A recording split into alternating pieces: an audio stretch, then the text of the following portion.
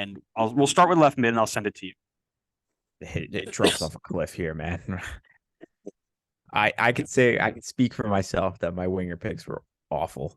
And it starts with the left mid spot. So I went with Lorenzo Insigne, Lewis Morgan, Tyus Magno, Jordan Morris, and Chris Mueller.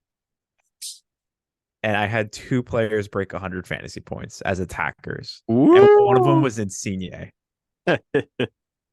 Just kind of tells you how rough that was. Lewis Morgan had the least amount of points for me at 11 as he just got hurt and was done for. Jordan Morris had the most for me at 114. He was red hot at the start of the season and then completely went ice cold.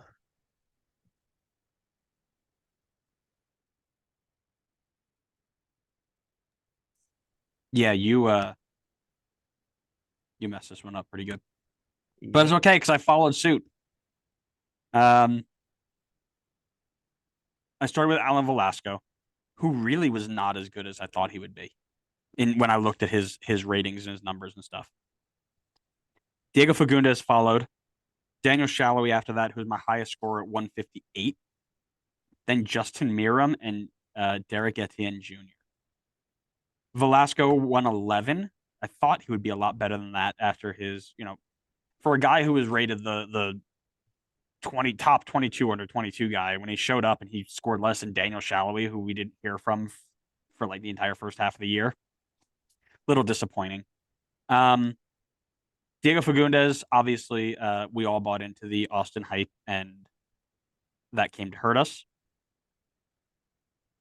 Justin Miram, traded early in the season and then kind of used as a guy off the bench, so that hurt me there. And then Etienne Jr. coming off a career year, barely touched.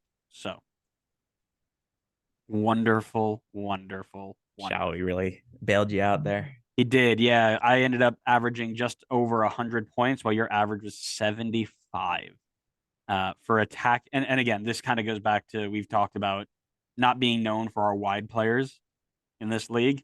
Kind of shows you what happens there. Now, I think if everybody stayed healthy, you had a better chance of doing it. But averages are now 130 for me to 124.25 for you. So we come down here. We got two to go.